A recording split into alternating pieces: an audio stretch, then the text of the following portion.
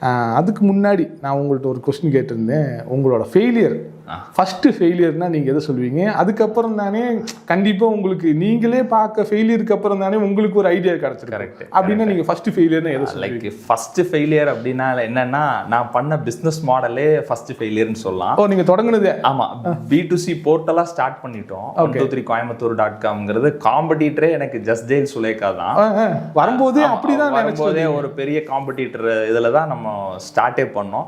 என்னாச்சு அப்படின்னு சொன்னால், அதுக்கப்புறம் அந்த B2Cயோட மாடல் கொஞ்சம் ஃபேட் அவுட் ஆகிட்டே வந்தது. ஓகே, நான் வந்து அந்த மாடலை பெரிய சக்ஸஸ் பண்ணிடலாம் அப்படின்னு சொல்லிட்டு இறங்கணும். அப்போ ஃபண்டிங் இல்லை, நெட்வொர்க் இல்லை, பிஸ்னஸ் ஐடியாஸ் ரொம்ப கம்மியாக இருந்தது. ஸோ லைக் ஆல்மோஸ்ட் ஒரு 4-5 இயர்ஸ் ரொம்ப ரொம்ப செட்பேக்காக இருந்தது. ஒரு பெரிய க்ரோத்துங்கிறதே இல்லை. இன்ஃபேக்ட் ஃபெயிலியர்னாலே என்னோட B2C போர்ட்டலை இனிஷியலாக அது பெரிய கிக் ஆஃபே ஸ்டார்ட் ஆகலை. புரியுது. ரொம்ப ஸ்லோ டவுனாக அப்படியே போயிட்டு இருந்தது. ஸோ அதே என்னோட ஃபெயிலியர் தான். அதுலேருந்து தான் லேர்னிங் எடுத்து 123 டோட்டல் வெப் சொல்யூஷன்ஸுங்கிறத நம்ம நீங்கள் மாற்றிக்கிட்டீங்க. ஆமாம், கரெக்ட்.